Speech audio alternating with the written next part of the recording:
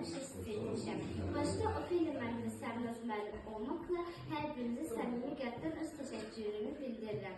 Mən də bu cümlə hər birinizə söz verirəm ki, həmişə sizin başınızı uca edib gələcəyə layiqli şəxsiyyət olacaq.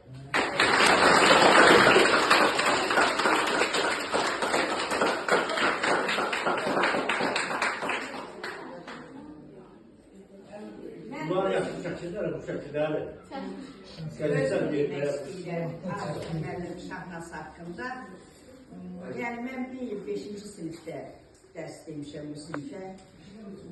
Dediyiniz kimi, vurguladığınız kimi, sinif çox gözəl bir sinifdir.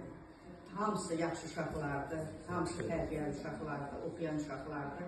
Amma fərqli uşaq kimi Şahnaz seçildi oradan. Mən bayaq Arif müəllim dediyi kimi dəftərinə inan qalib oluram onun məntiqli cümlələrinə.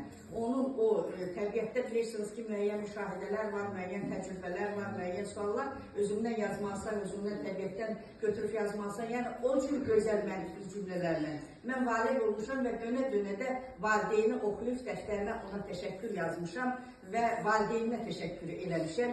Yenə təşəkkür edirəm.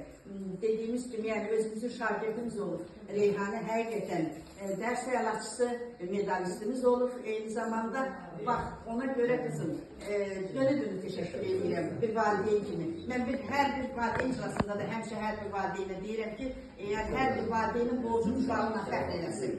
Onun gələcəyi ilə maraqlansın. Yəni, bax, maraqlanan valideynlər, belə bu cür qabiliyyətli uşaqlar hər zaman bizə lazımdır. Həqiqətən, mən Şahnaz qızımın gələcək yollarında sənə uğurlar arzulayıram. Yəni, yolun açıq olsun.